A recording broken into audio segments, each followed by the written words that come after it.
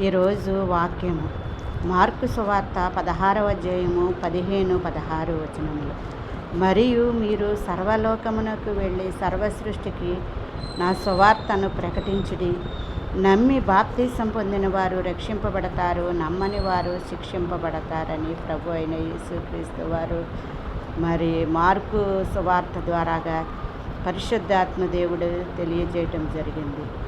మరి ప్రజాస్వామ్య దేశమైన మన భారతదేశంలో వాక్ స్వాతంత్రం, మత స్వాతంత్రం ప్రతి వ్యక్తికి ఇవ్వబడింది. కాబట్టి ఎవరికి నచ్చిన మతాన్ని, ఎవరికి నచ్చిన దేవుణ్ణి వారు ప్రకటించుకోవచ్చు, బోధించుకోవచ్చు.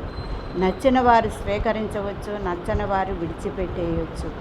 మరి అందుని బట్టి, ఆ వాక్యాన్ని బట్టి అనేక హేతువాదులు బయలుదేరి మరి యేసు నామాన్ని అవమానపరుస్తూ, అపవిత్రపరుస్తూ